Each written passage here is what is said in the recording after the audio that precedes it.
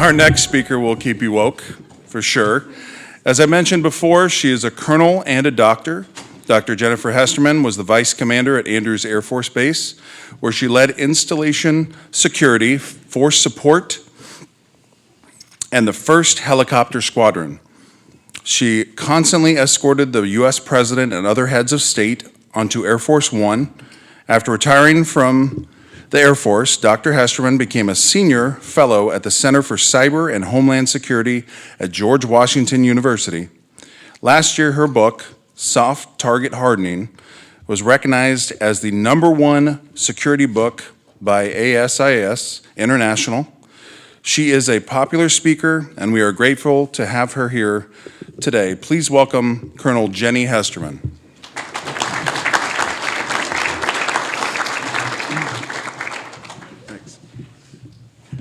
All right, first I have to lower this. Good morning, everyone.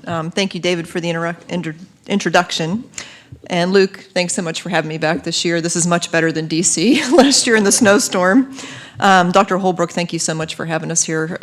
This is a great venue and a wonderful college. I walked around a little bit yesterday, and it's just a beautiful location, and I love what they're doing here with the Cyber Institute.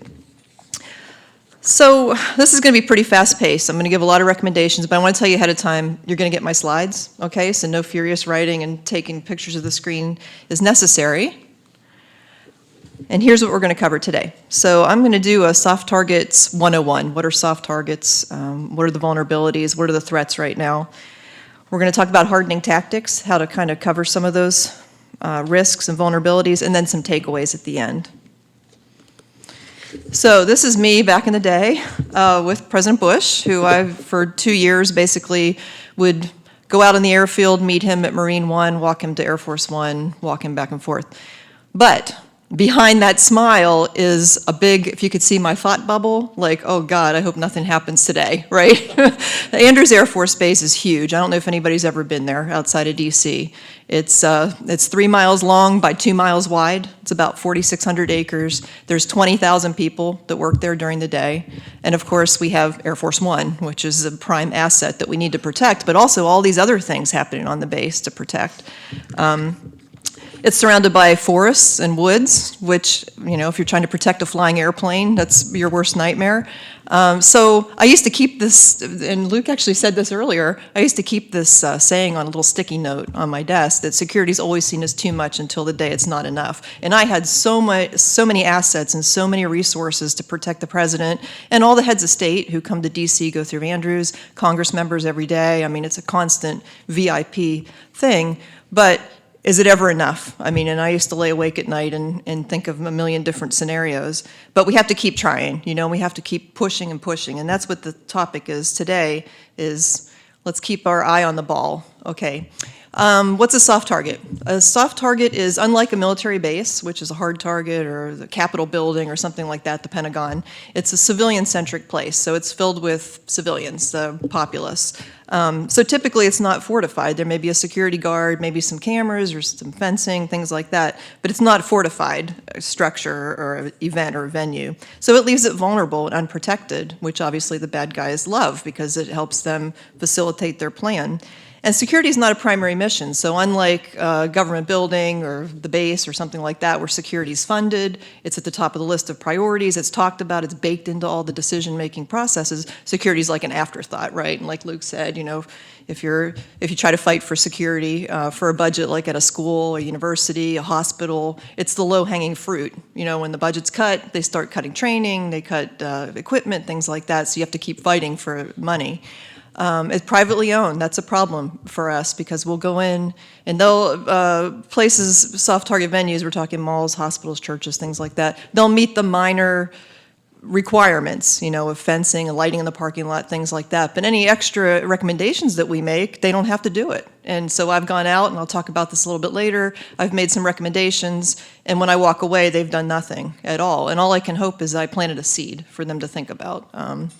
But I had to get used to that because I can make the best recommendation in the world and they just won't do it. For instance, churches refuse to lock their doors, and I work with a lot of churches. Even though the recent attack over in Germany, in Halle, at the synagogue, the shooter was trying to get in and he couldn't get in because the door was locked. So he was only, I mean, he killed 2 people, which is horrific, but had he gotten into the synagogue, we would have had another Pittsburgh type scenario. So just that locked door, just lock the door, security 101, a lot of places refuse to do it. So it's a challenge to go out and work with some of these places, but I try to see through their eyes as well, which I'll talk about later. Resource constrained, they don't have the budget to cover a lot of security things. And then maybe co-located or near hard targets. So if there is some kind of an attack, like if you think about the Pentagon on 9/11, that there was a daycare center, which I thought when I was stationed at the Pentagon in 1999 and our daughter was 1, and I would take her to the Pentagon daycare center and I would go up to my office and I was close by, I could check on her. Well, on 9/11, we realized that's a really bad idea to have a daycare center in the Pentagon. But we had one at the Oklahoma City building, the Murrah building, back in the 90s when it was bombed. And we don't learn our lessons and change things, which is something that I've learned through this work in the last 8 years. So maybe the soft target is near a hard target or gets caught up somehow in the scenario. So this is what I found with consulting now with schools, churches, malls, events, things like that. That actions cause results. So anything that an organization does to improve their security, even if it's really small, that's better than the posture they were in yesterday, right? So I try to do baby steps sometimes when I go out and talk to folks. But inaction also causes results. So in the military, when you present a course of action, you tell the commander, here's what happens if you don't do this. You lay it out because they're making a decision if people's lives are at stake. They need to know what the ramifications are. So I always force people through this exercise. Okay, if you don't do this, here's what could happen. And with soft target venues, they're not used to thinking like we all do. So sometimes this helps with my message. But I also tell them not seen does not mean not there. So they'll always say, well, what's the threat? Well, prove to me it's a threat. Before I spend the money, you need to prove to me. And I tell them, we don't know. We don't know what the threat is. And later I'm going to talk about lone actors and how that's on the increase in society. But people are able to plan now off the radar, and we don't know until they're at execution stage.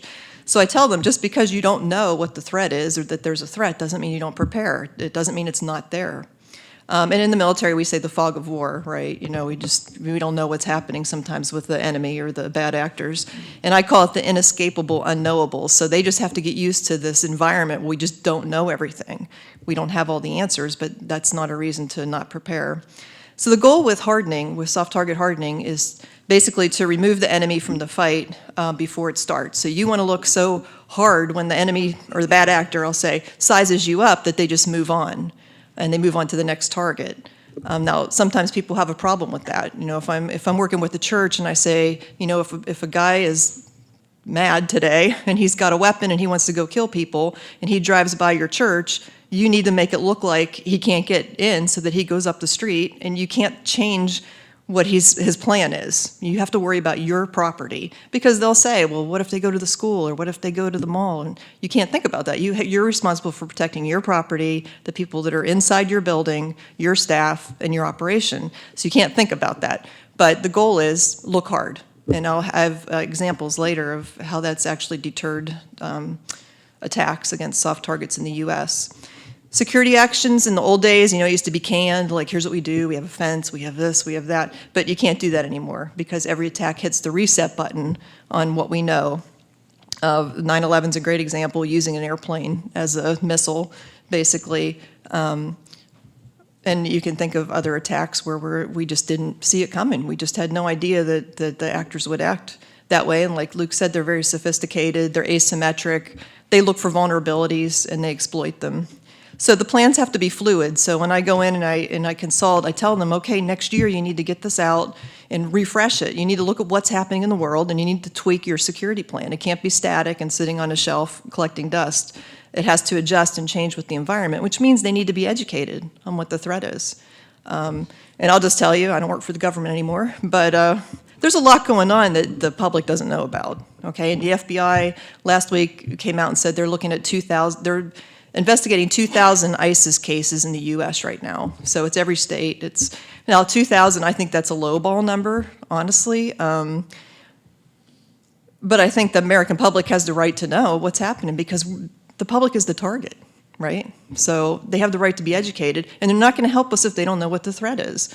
You can say, you know, if you see something, say something. Well, see what, you know, and then say what to who. You have to educate people on that for them to be our force multipliers out there.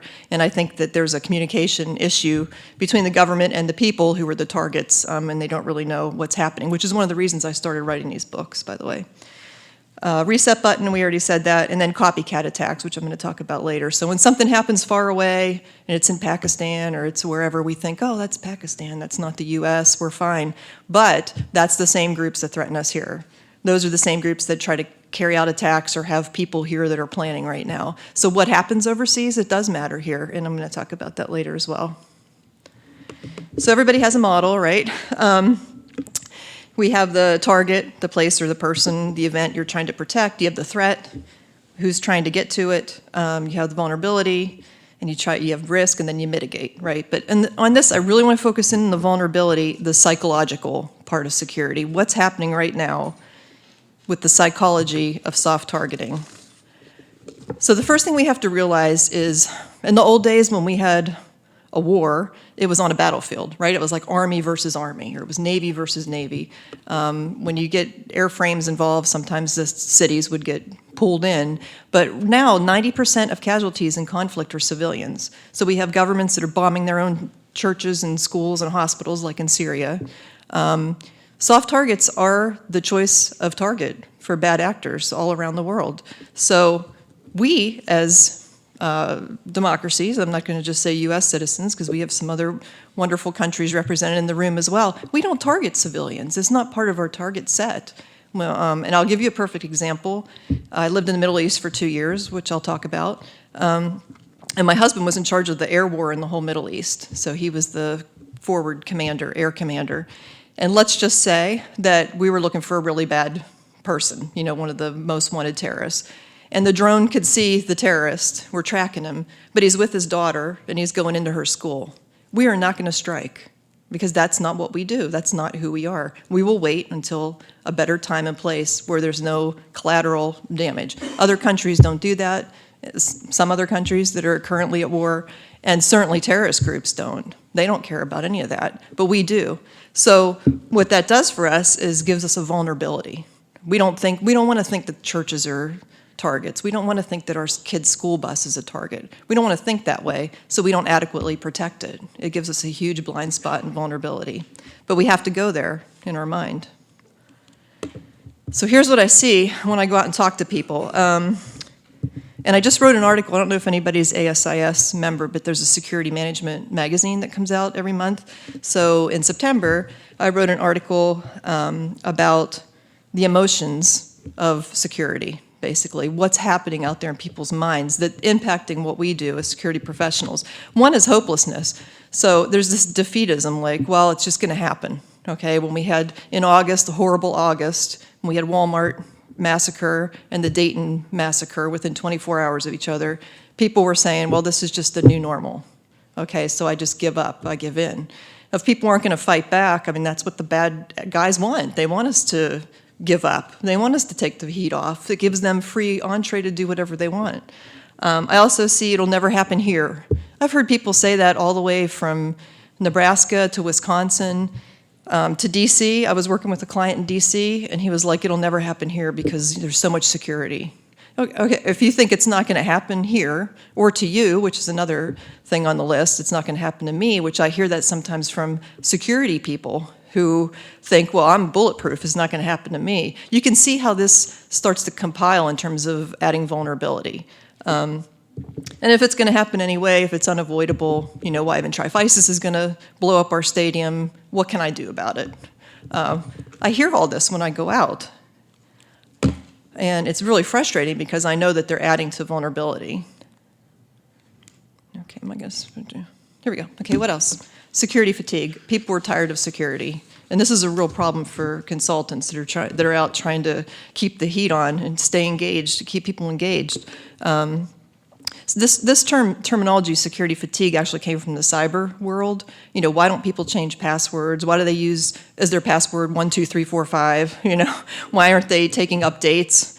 when Norton tells you update your antivirus, why do you not take it? I'll do it later. What's happening? And so this security fatigue where people are just exhausted when it comes to security.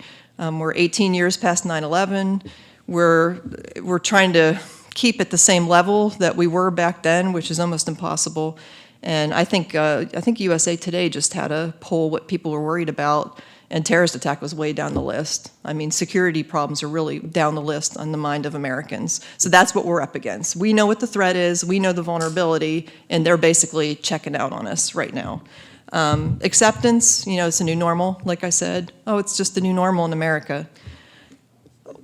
One thing that's interesting, we're going to talk about mass shootings later, but the formula for a mass shooting, when people say it's a mass shooting, you wonder, like, what does that mean? So it's 4 or more people shot or killed during one event, not including the perpetrator. That's the common definition right now. There's actually a move to change the definition of a mass shooting to raise the body count, to raise the level. And that's denial to me. That just speaks to the denial. It's going to make us all feel better. Is it going to make the problem go away? Are we going to address the root cause of this pandemic in our country? So and you'll start to see after my talk, I think when you read in the paper and when you listen to the news, you're going to start to see this resignation, denial, acceptance type of things that are happening. Risk minimization and decision avoidance. So I just worked with an insurance company. I know somebody said they do insurance. Major U.S. insurance company hired a firm, and they brought me in as a consultant.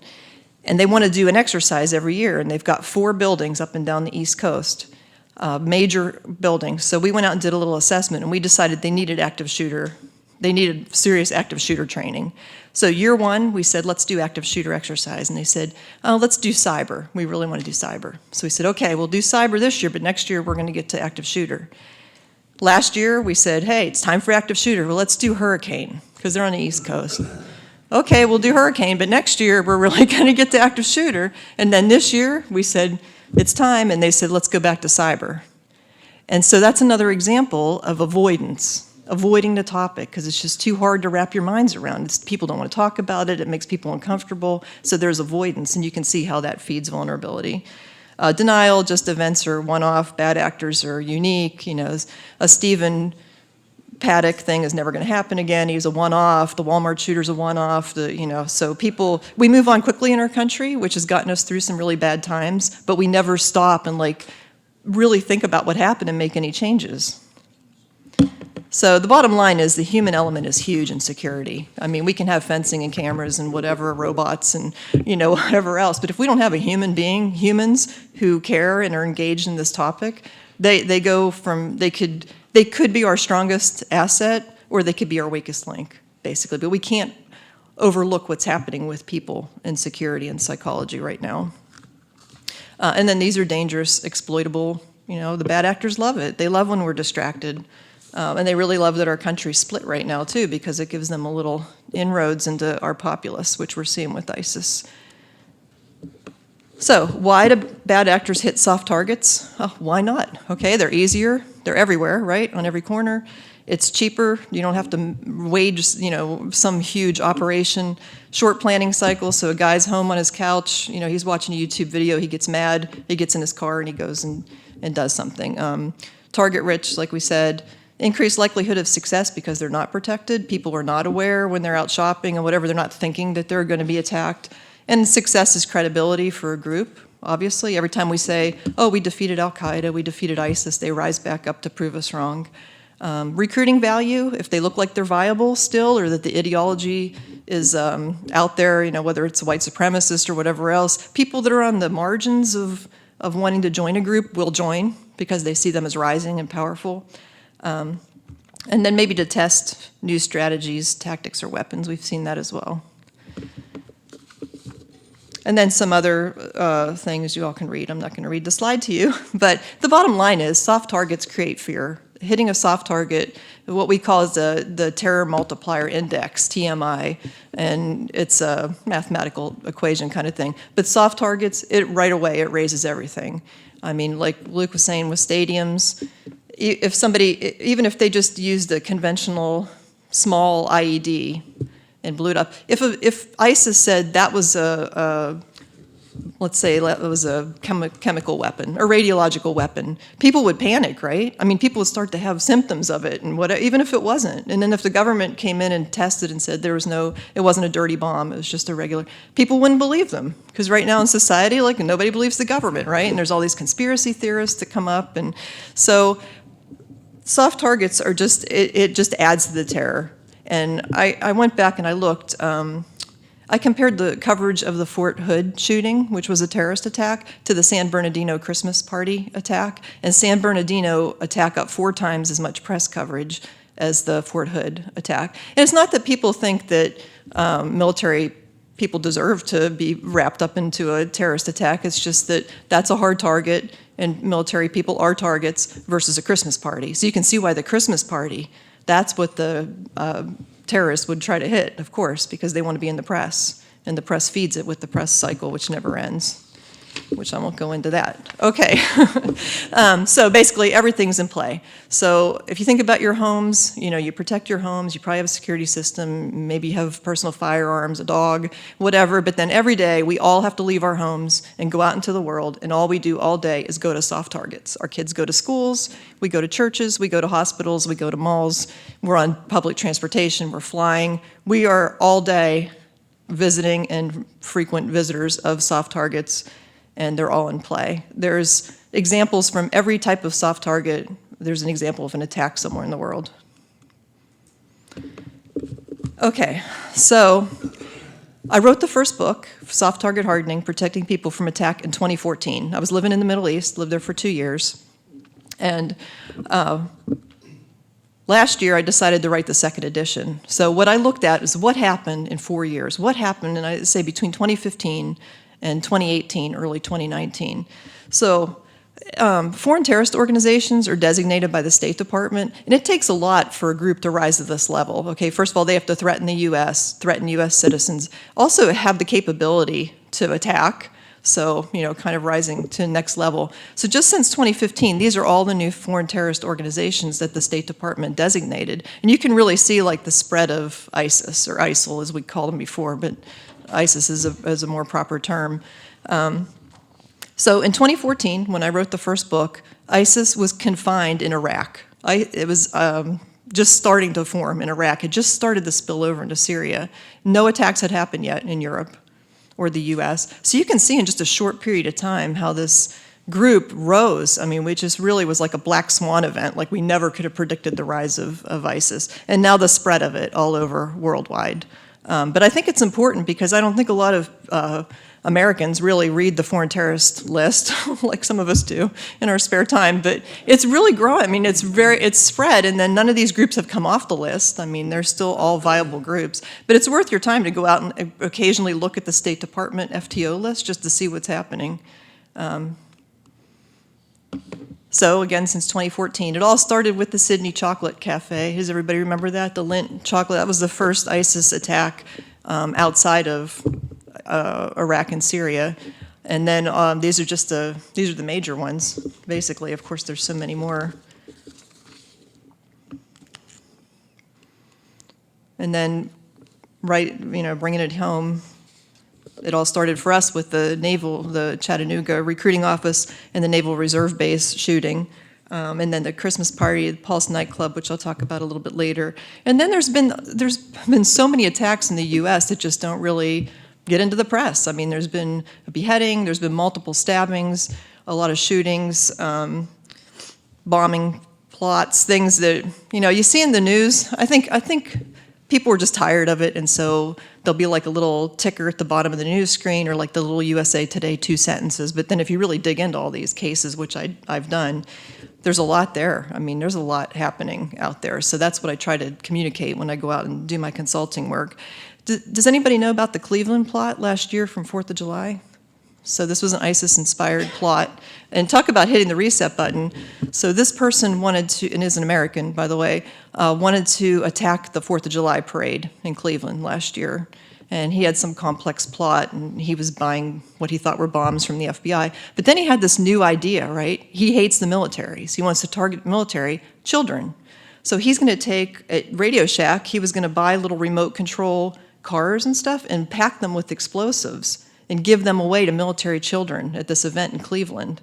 And then as soon as they start to operate them, apparently, they would blow up. This is his idea. So again, we need to think, these people were creative. They're coming up with stuff we never dreamed of. Now, thankfully, they got in the middle of that plot.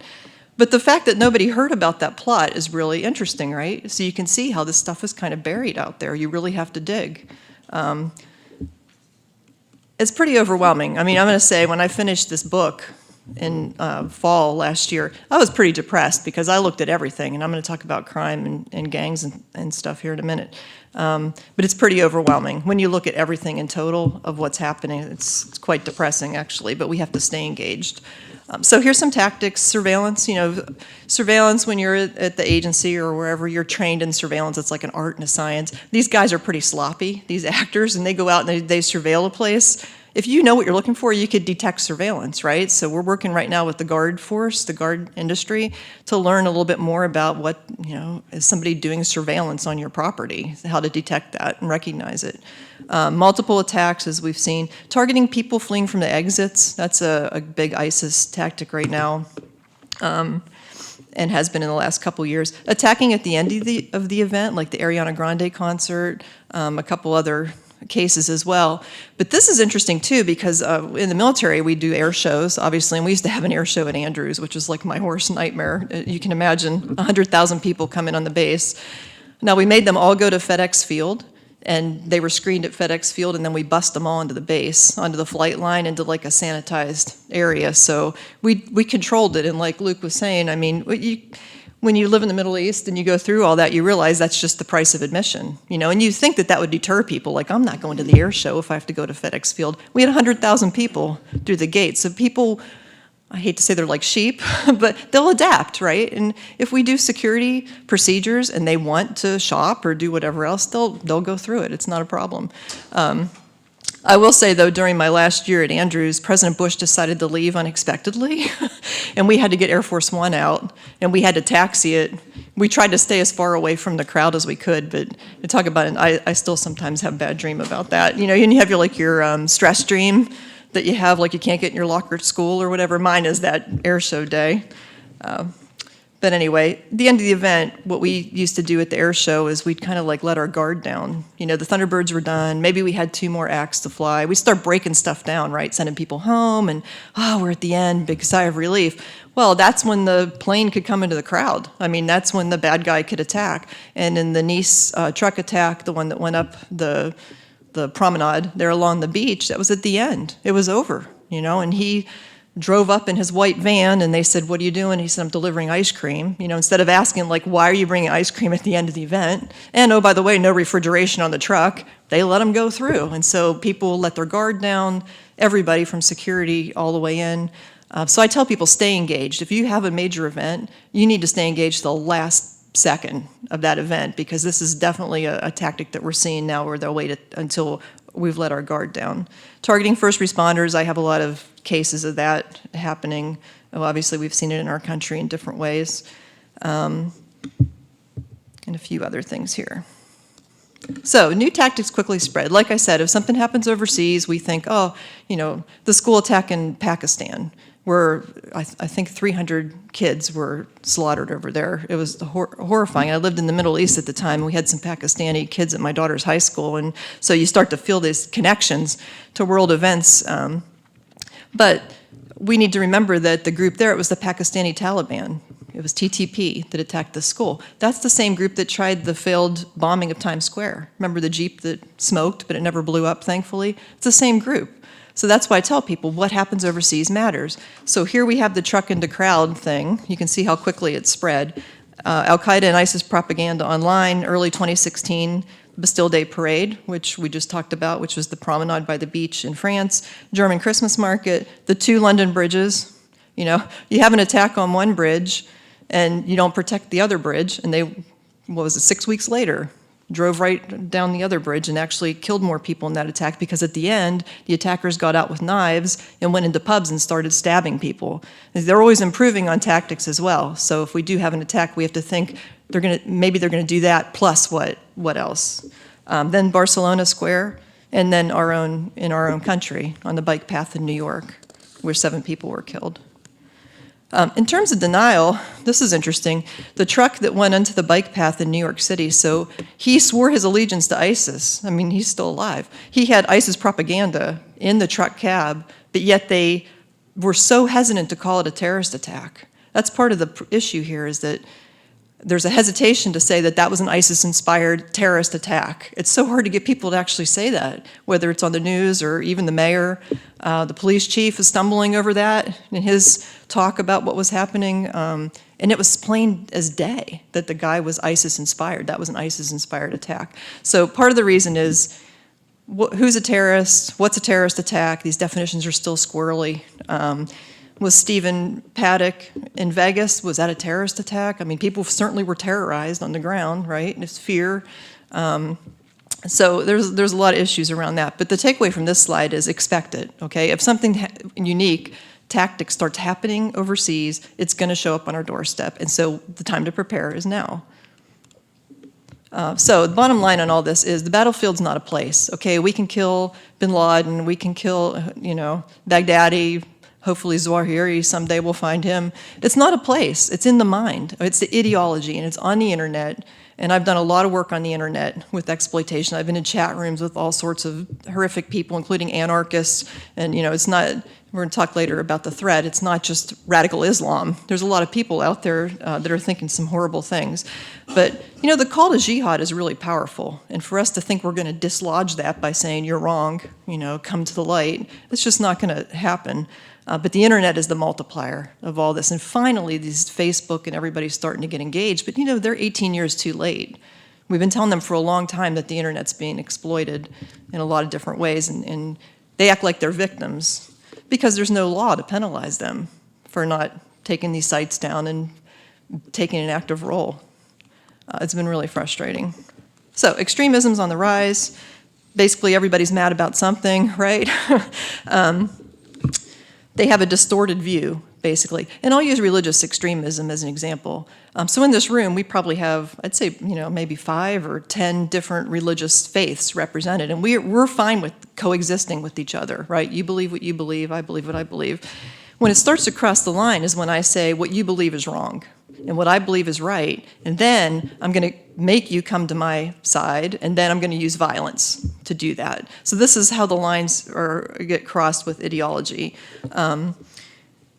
When they think they're under attack or their way of life is under attack, of course they're going to lash out, and we've seen that in our society. But this is what we're looking at. So when we say terrorism, we're talking right-wing, left-wing, single interest, so that's animal, environment, pipeline people, all that kind of thing. And then religious is the most dangerous, of course, because they're apocalyptic. I mean, they believe that they have a higher being behind their motives that encourages them and that they're trying to serve. And so if we ever have a WMD event, it's likely going to come from a religious terrorist. Now, I will say on the single interest, so I was in a chat room once, and there was an environmental group that was trying to save trees. And I asked the question, I said, would you kill somebody to save a tree? And this person said, yes. Now, that's so hard for us to understand, right? But we have to go there. Like, we have to realize that the people believe that. They believe they would rather see us die to save an animal, for instance. Or the pipeline folks are very passionate about their cause. But when it crosses over to violence, then that's extremism. And it's just on the rise in every one of those categories. And I know sometimes recently there's been studies about right-wing terrorism has really on the rise in the last couple years. But left-wing is also on the rise. And the environment. I mean, there's a lot of people that feel very passionate about the environment. So we just have to realize we may not understand where they're coming from, but it's happening, and we need to adjust our security procedures accordingly. Crime. So when I wrote the second edition, I looked at all these indicators. And 2018 was the worst year for all these kinds of crime. Okay, so 2018, retail crime, hospital crime, church crime, every category of crime I looked at in 2018 was the worst year on record.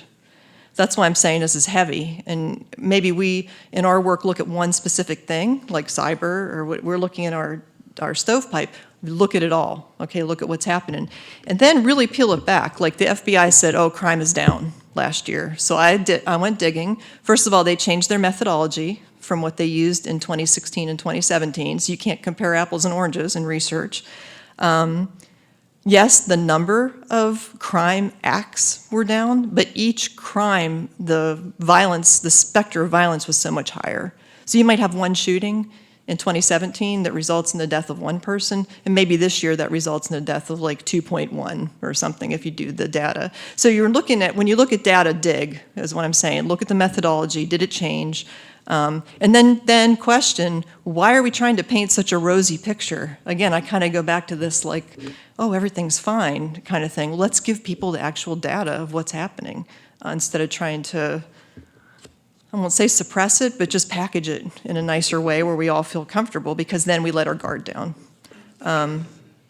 Yeah, so a single incident of a mass shooting is worse now, obviously.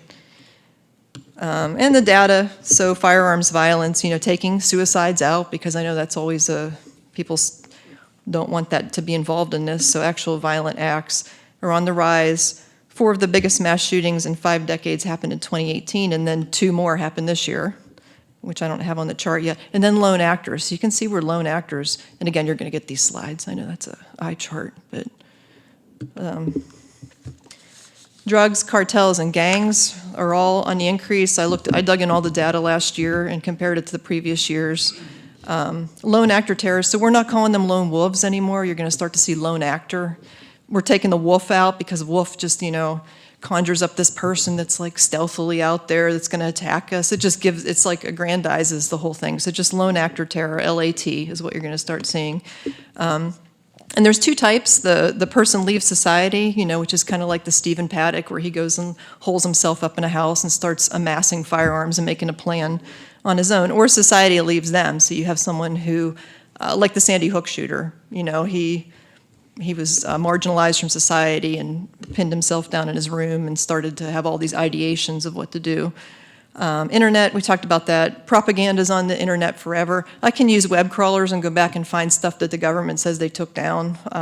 Anwar al-Awlaki, who was the radical preacher who inspired a lot of attacks, I can go back and find all his his speeches online, and he's preaching in MP4 files so I can hear him.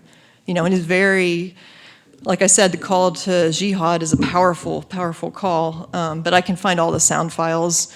It's just all out there. It's out there forever. So we can take stuff down, but we need to understand that, like Luke said, you can go out and find guides, Al-Qaeda's guides, everybody's guides out there. And I will say Al-Qaeda is rising again and strengthening.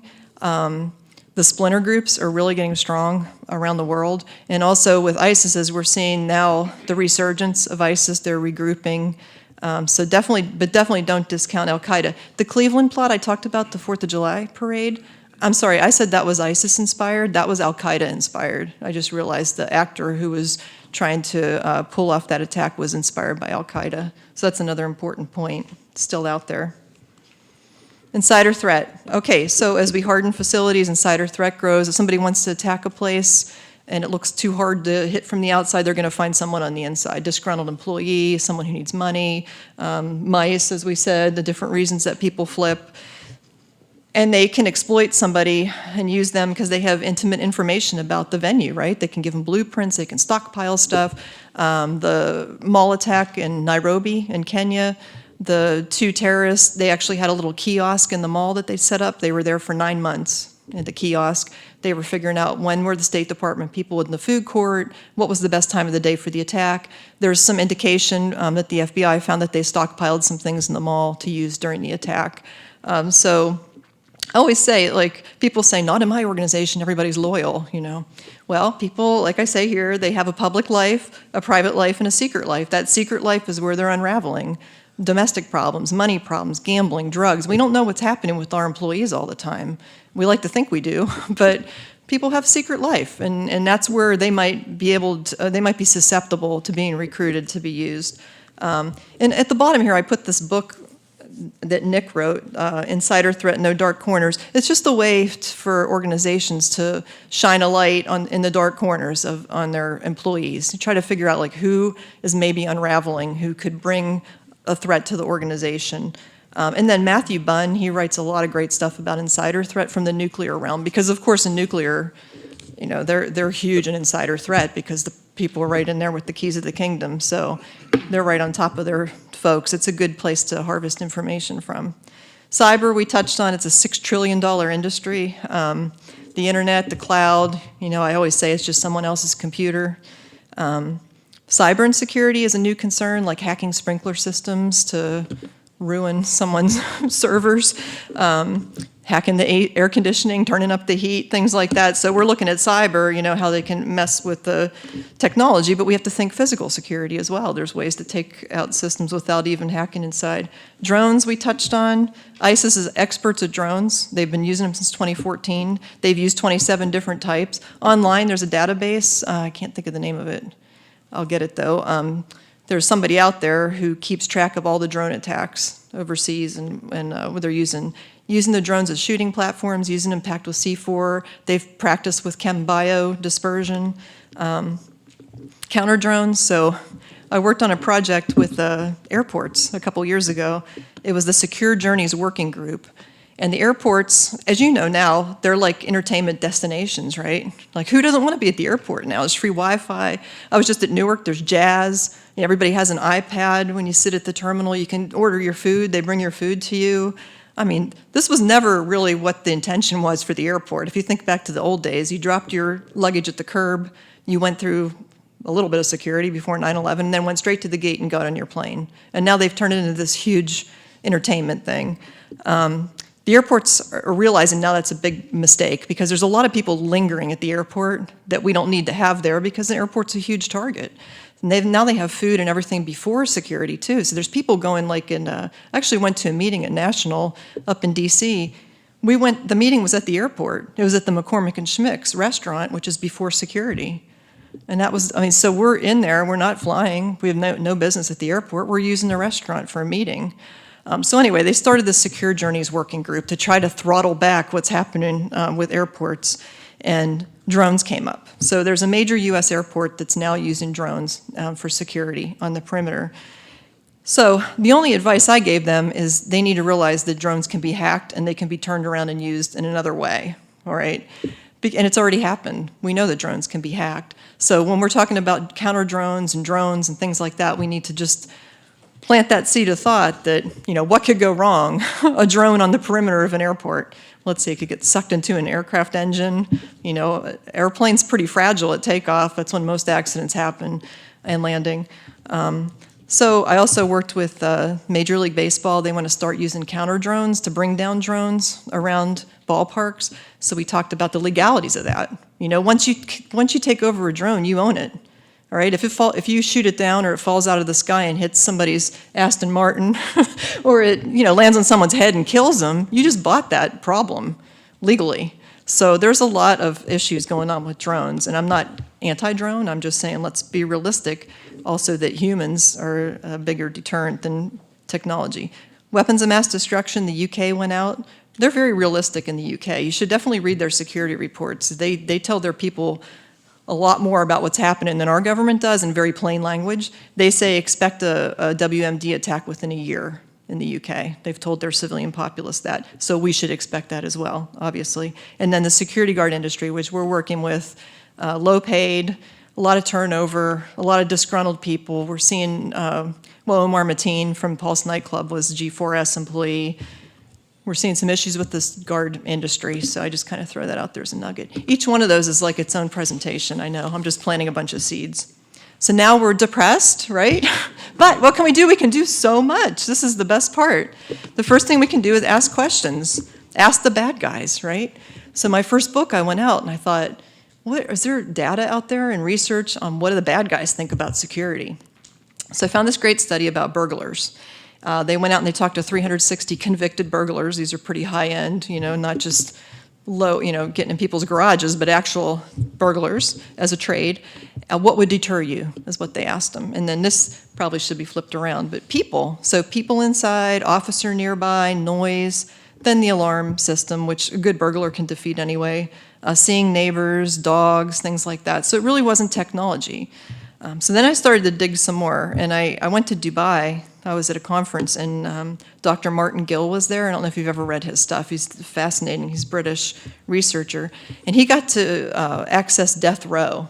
And he got to ask really bad guys, why did you choose your targets? What would have deterred you? Or what allowed you to carry out your attack or your crime? And they were more concerned about being stopped by people than any kind of technology. People, so this people thing continued to be a thread that I was pulling through. In fact, they favor the large, bulky security guards, they said, because they can be outrun.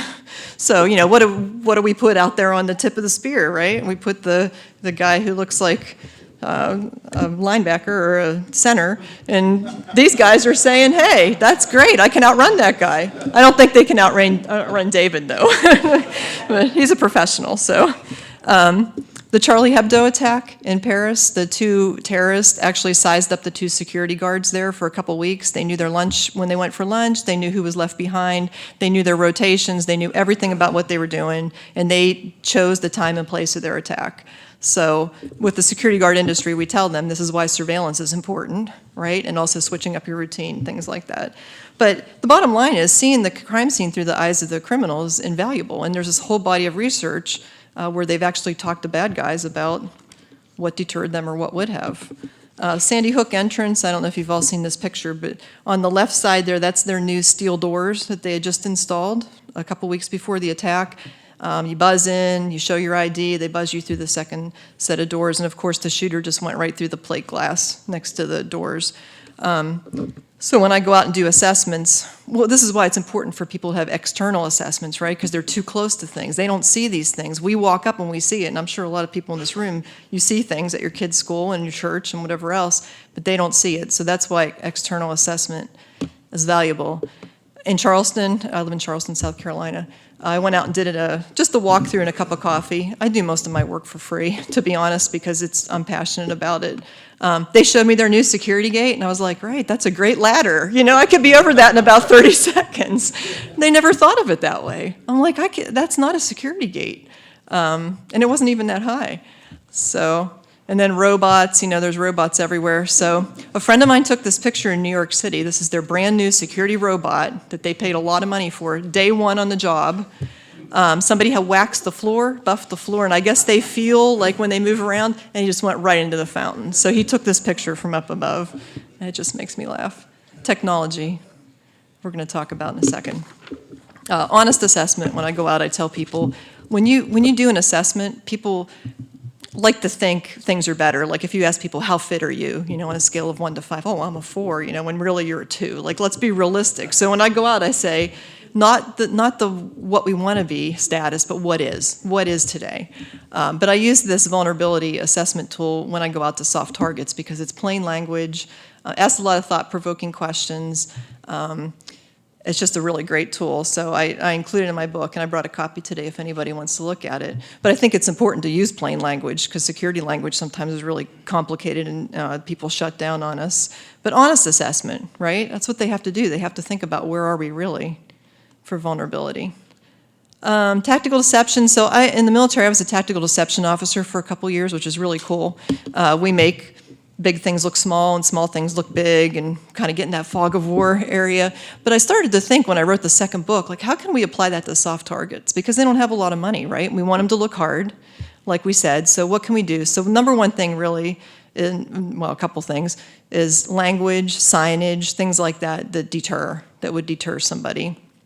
When they're having an event like a 4th of July parade or whatever's happening, just the language that they use. You know, we will do bag checks, or just we'll do 50% bag checks, or bags may be checked, or anything like that. Or we'd like to thank local PD in advance for being there. You know, bad guys are sizing up venues, and so anything that they say is really important. Signage is important. I did an assessment in Charleston at a major call center. And when I pulled into the parking lot, there was a drug deal happening, like 2 cars down from me. I saw it. And there was no signs that said this area is under surveillance, this is private property, routinely patrolled by police. Like there was nothing, no deterrent. And this parking lot was basically like a free-for-all. So that was my first recommendation when I went in was, hey, you know, your parking lot is part of your security. Your security doesn't start at the front door.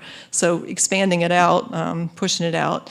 And that's a picture there of a vehicle in the Middle East. So what they used to do was just take old Jeeps and old trucks and use striping and make them look like security vehicles, and then just park them in different locations, you know, that you could see from the front gate area, or if a bad guy was looking over the fence, and they move them around and whatever else. So I tell churches, this is great for you, right? And I'm sure there's somebody in your church that would donate their old vehicle and use it. You know, there's resources. Like Luke said, people don't even know what resources they have until you point it out.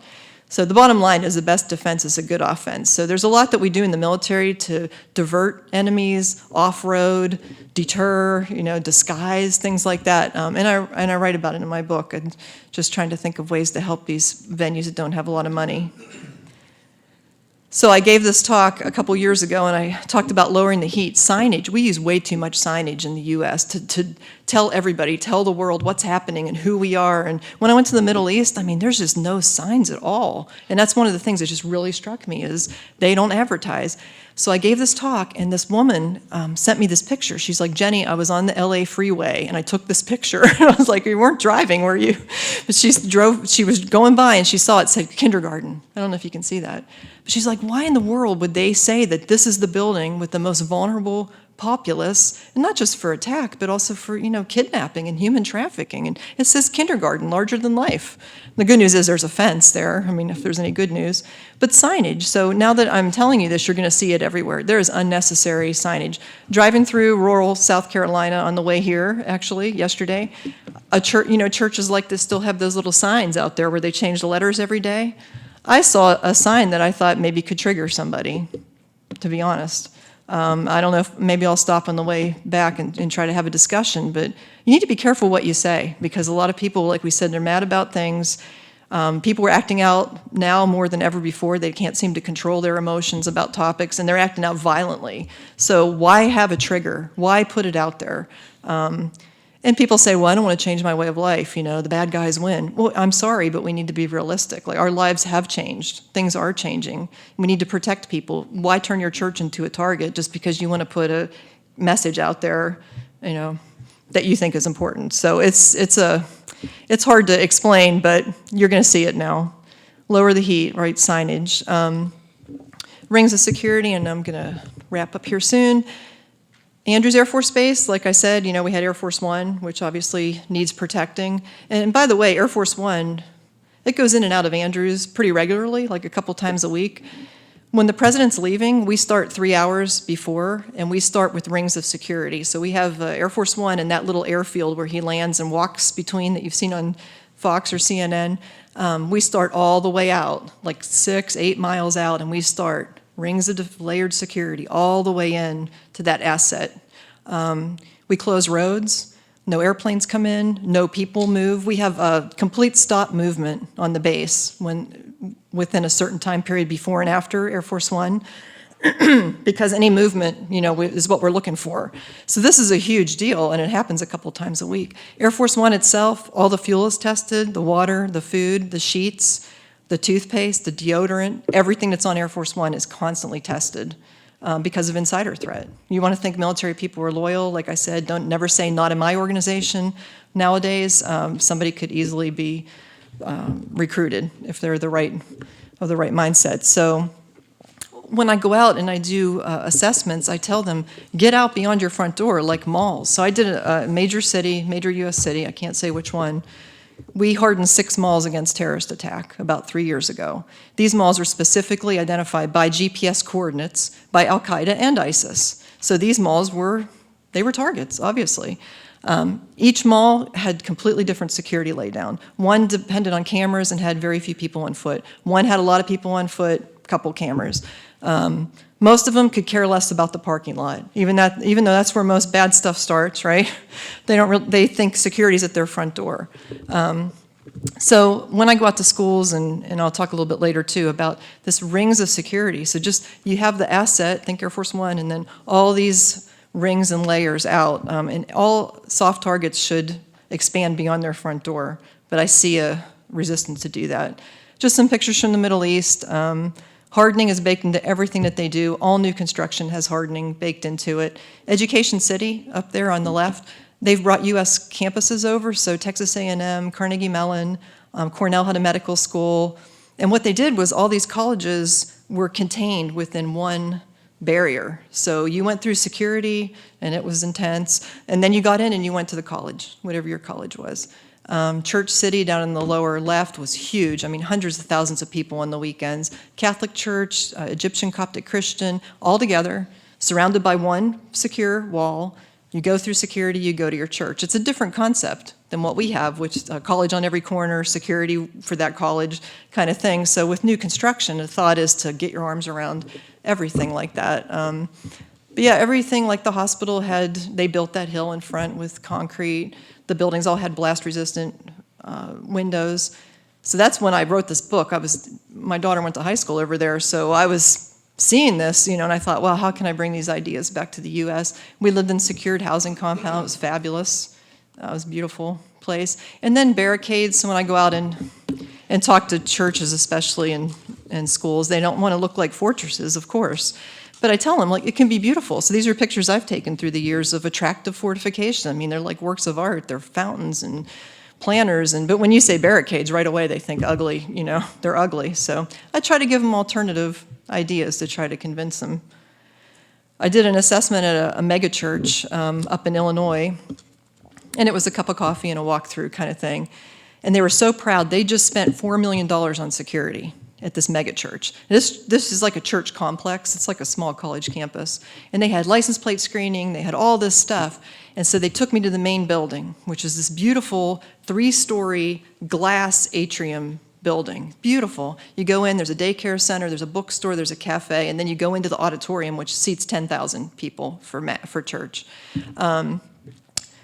Both ends of this atrium were wide open. I could have driven a vehicle through either end, right into the glass atrium. They just had no idea. They never thought, the access to it. So I said, hey, we need to get something to protect. And right away, the lead for the church said, we don't want that because it's going to be ugly. So I said, hey, let's get something beautiful. So now they have something in place. But that's where that external set of eyes comes into play, because they're just too close to it. They don't see it. This is some stuff that the schools are getting. So I just wrote an article. It's in Crisis Response Journal this month. It's called School Security Back to the ABCs, which I thought was kind of clever. This is the crap they're buying. So Chicago spent $150,000 on active shooter call boxes for classrooms, so they can go over and pull, there's a shooting going on, pull this. Okay, I mean, that's after the shooting has started, right?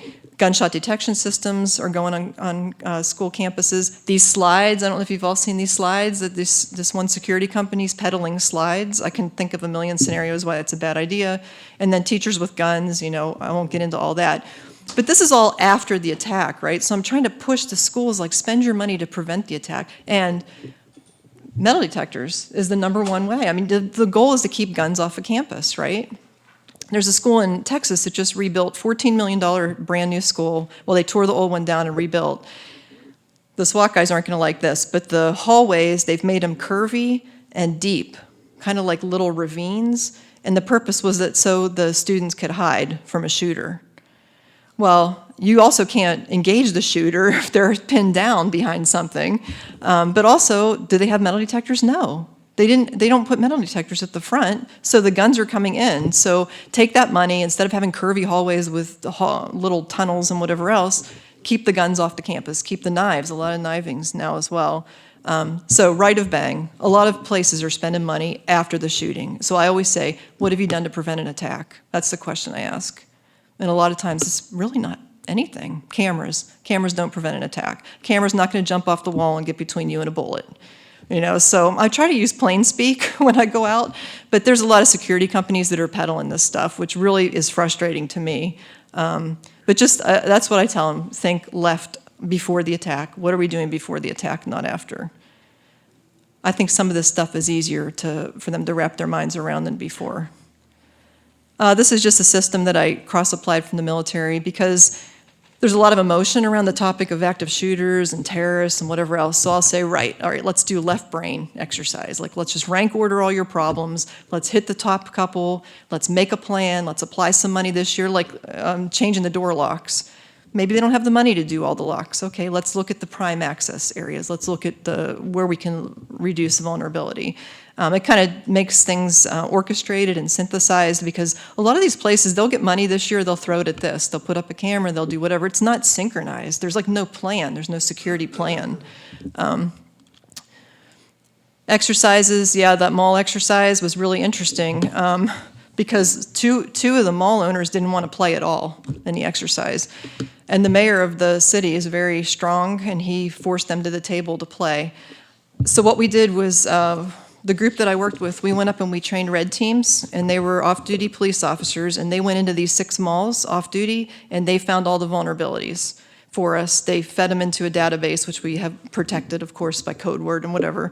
And then we used those vulnerabilities, and we tailored an exercise to each mall, because you can't just have one exercise for every mall, because they all had different problems, customers, security, lay down. And then we exercised them to failure, which they didn't like, because they want to be done, oh, we'll start at 9, we'll break for lunch, then we'll finish, the good guys win, the bad guys lose, and we all go have a beer. Okay, that's not life. That's not a mall massacre, okay?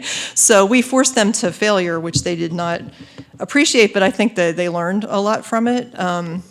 One of the malls is actually the one that the guy just drove his vehicle through.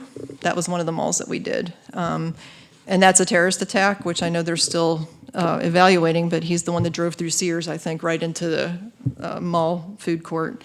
So hopefully that person took something away from what we did. You never know. You never know what's going to happen.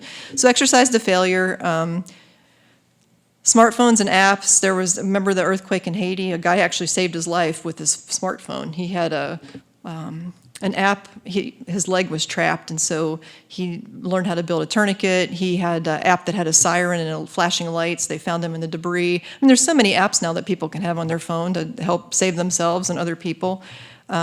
Social media, a lot of these places, they're terrible on social media. If there's something happening on a college campus, I go to Twitter and Facebook, and I look at how they're talking to the public about what's happening, and a lot of times they don't do anything. And the students are like, hey, what's going on? I've been in my dorm room for 8 hours. The parents are out there, like, what's happening at the campus? And they don't have a prepared message, and they just shut down. Nobody's communicating with the public at all.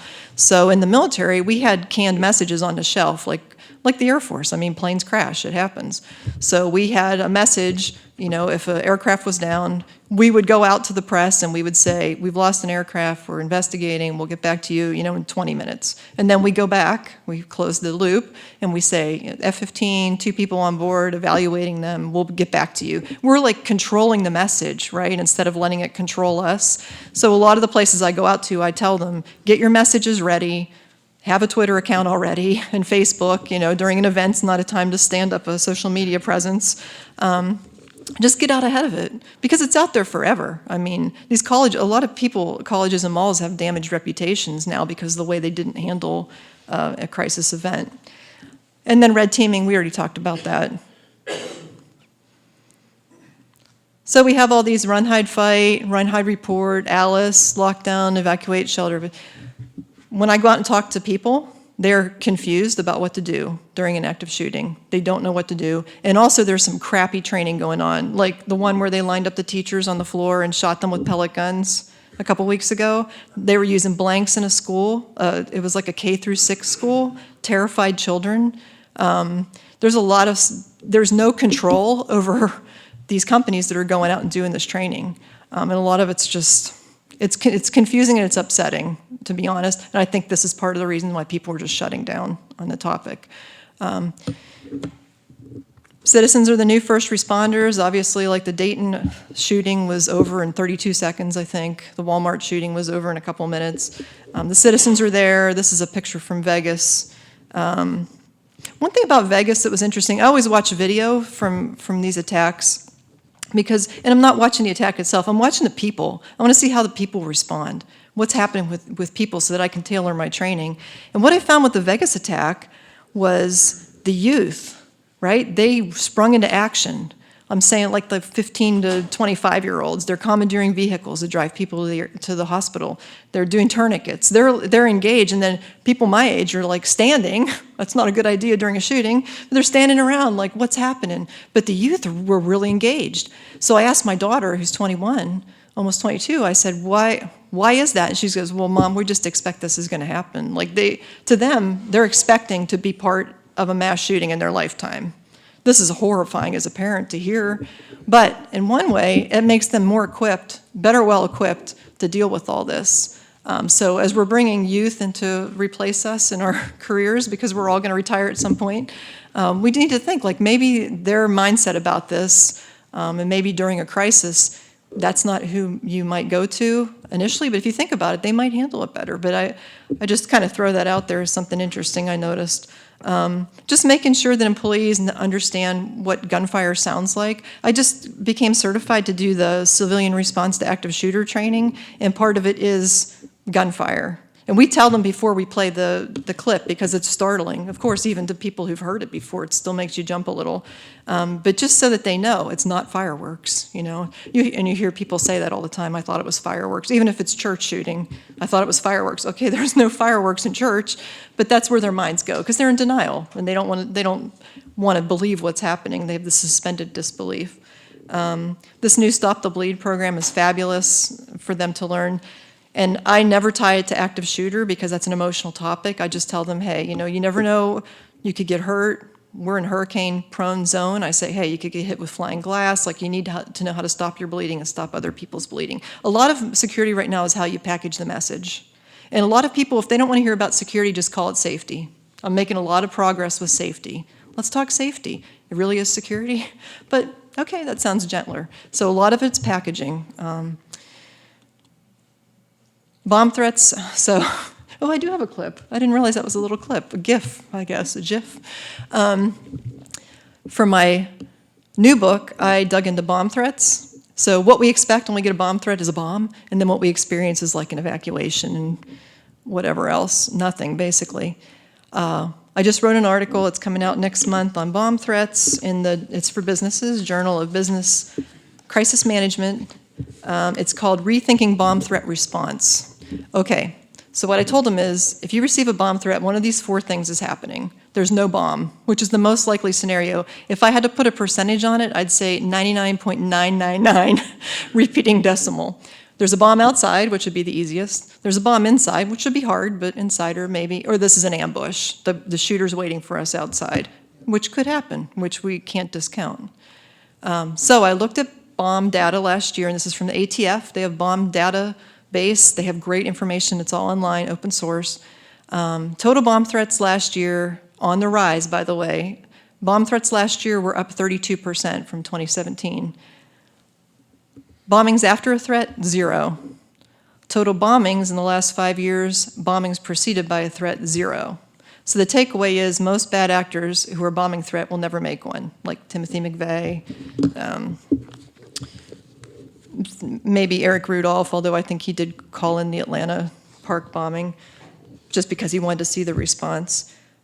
So evacuation is maybe not the best course of action. That's the first thing everybody does is evacuate, flush everybody out of the building, right? So what we know from ISIS, targeting people at exits, that's not a good idea. We have had, like Eric Rudolph, abortion clinic bombing where he called in a bomb threat a couple days earlier. He watched where the rendezvous point was, and then for his actual attack, he put IED in the parking lot to target the responders and the evacuees. So is flushing everybody out of the building a good idea? Well, probably not, because as we know from looking at the bomb database, most bombs, when I say that there were bombings, they're small. They're small bombs. They're contained. If there's a truck bomb, obviously, you know, the radius is going to be bigger. So maybe the building provides better protection, especially with our new buildings. That's better than flushing people out in the parking lot. So my article, Rethinking Bomb Threat Response, I don't give prescriptive advice. When I go out, I never tell people this is what you should do. I never do that. I plant seeds for them to decide what to do. I'm not going to tell them what to do other than what the law tells them they need to do. But anyway, I'm just trying to plant the seed of thought that maybe evacuation is not a great idea, because why are you going to call in a bomb threat? If your goal is to kill people, you're not going to want the building evacuated, right? That doesn't even make sense. So anyway, it's just food for thought. I'm always trying to think out of the box. So we're at the end. All right, takeaways. First of all is remember those 5 emotional traps. So I tell people you have to fight that denial, fatigue. It's not going to happen to me. It's not going to happen here. We have to keep fighting those. There's a lot, when you do a vulnerability assessment, I mean, the one I use has 17 areas, that's a lot. Just find the one thing, I call it the Achilles heel, like what's gonna bring you down. For some people it's cyber, for some people it's internal insider threat, for some people it's external truck bomb, whatever. So find out what it is, let's cover that. And at least we've raised the bar on your security. The human's the best weapon system. That's a military axiom. No matter how much technology we have, it comes down to humans. Humans are great sensors. I mean, we're constantly learning. We don't realize it, but we're constantly scanning the environment, and we're learning beings. So we know when something's out of place, you know, and it used the Israeli model. The captain of the Jerusalem police force spoke a couple years ago, and he talked about how they cultivate relationships with all the people on the street, like the vendors, barbers, things like that. He said they know when something's changed because they do the same thing every day, right? We're creatures of habit, and they know if something's moved, if something's in place that wasn't there before. So technology was never supposed to be the center part of security. It was supposed to complement the human effort. But now in the guard force, what we see is, I mean, places are getting technology and they're getting rid of their guard force. Even TSA said they want to come up with this new screening where you check yourself in through security. What about looking at someone in the eye to see if they're nervous or sweating or scared? Or I mean, the human interaction is just critical. So I'm really concerned about what's happening with technology. I'm not against technology, but it was meant to complement, not replace people. Deception, we talked about language and signage. Those are two free and cheap ways to look harder than you are, lower the heat with some of that signage, thinking rings of security, the layers of defense around the target, not just the, you know, security starts at my front door, but like it goes out to your parking lot and your sidewalk. For schools, online, I mean, the school shootings last year, all of them were on Twitter or Facebook with their ideations of what they were gonna do. Nobody reported it, the schools didn't know. So the rings of security now are like cyber, like we were saying. It's not just physical security anymore. Insider threat, remember to fight that, not in my organization. Remember, people have this secret life where stuff may be going on. Resiliency only comes through exercise and practice. Getting places to wrap their mind around the fact that they're a target. I mean, that takes so long. Before even getting that vulnerability checklist, just getting them to understand you're a target. And sometimes people cry. I mean, I've had people who are very emotional about this topic. So I'm really careful with how I go in with my language and my manner, especially with churches and schools. Really trying not to go in, you know, guns blasting, but to let's just have coffee and talk. Like, let's just chat about it. There's a lot of time that's spent on, oh, well, what's the odds of a next attack? What are my odds of being in a terrorist attack? Which I put in my book. I'm honest about it. Your odds of being struck by lightning twice in your life are higher than being part of a terrorist attack. Those are the odds. Like Luke said, the numbers are coming down. That doesn't mean we don't prepare. That doesn't mean that we stop caring about the topic and that we just accept our new normal, because again, that lets the bad guys have free will and free access. Shape the environment that you want, like we were saying, people will do it. My daughter's high school in the Middle East, by the way, K through 12, 1,600 kids, everybody through security in the morning. Metal detectors and bag checks. That's teachers, staff, parents, volunteers, janitors, everyone through security. It works. There's models out there. As a matter of fact, the State Department provides funding to schools in some of these countries, and they have excellent models for how to protect schools. But we just have to wrap our minds around the fact that we can do that, and we need to do that instead of fighting it. She felt so safe on that school campus, and it was beautiful. Once you got inside, it was, and they had the golf course do the grounds, there were flowers, there were birds, you know, and she could actually learn because she wasn't worried about being shot or being stabbed. Now, unfortunately, we had to move back to DC for her senior year of high school, and that was culture shock because she was pretty scared. I mean, because she went from this sanitized environment back to US school. Anyway, models are out there if we're just willing to look. Get on the offensive.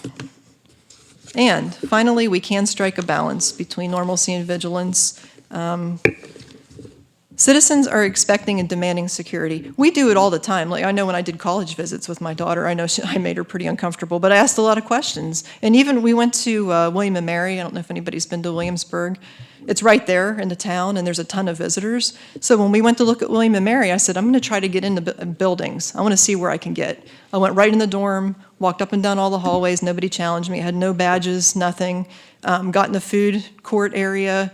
Walked all over that campus because it's all wrapped around the tourist area. I really didn't want her to go to school there because to me that was a pretty open environment. So we're making decisions where our kids go to school, where we shop. I mean, if a mall's overrun with gangs or they've had a shooting or a stabbing, we're just not going to go there. The decisions are being made anyway. So what I tell the for-profit businesses is people are deciding and people want security. You want to feel safe. If you go to a concert, it's nice to know there's bag checks or that there's metal detectors. That's going to draw people in nowadays. It's not going to repel them. And for profits, it's all about money. So people are making decisions where to spend their money based on their own assessment of your security. So that, to me, is the bottom line. It's not driving people away. It's pulling them in.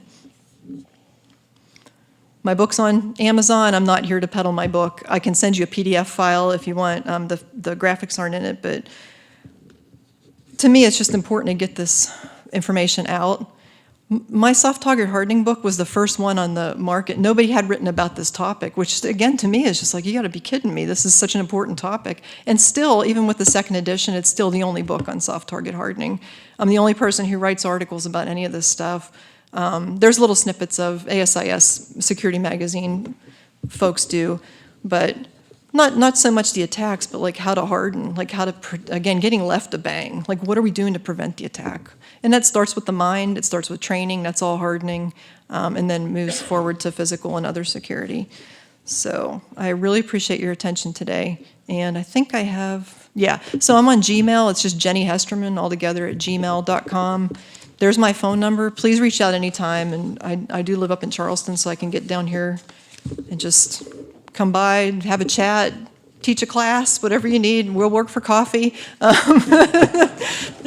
So thank you so much for your attention. Thanks for being here. Appreciate it.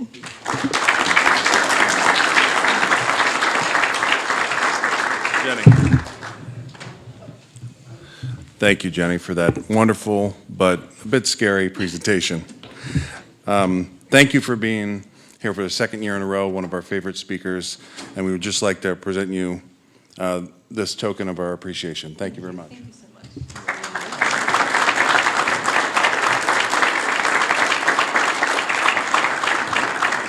Appreciate it. Good afternoon, ladies and gentlemen. Can I please have all the students stand up real quick? So if you guys look around, we have a few students that are soon to be graduating.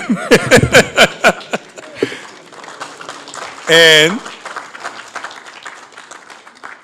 just like any other student, they're looking for internships, they're looking for jobs, they're looking, other than this guy right here, you're more in the business. But if you have anything available for any of these wonderful students, especially, cybersecurity, IT, anything, please let them know, because they are really, especially these two, they've been really like, I want to go, I want to go, I want to go, I want to go, and they're here. So they're super excited, they just wanted to meet a lot of you guys. So with that being said, thank you. Please have your seats.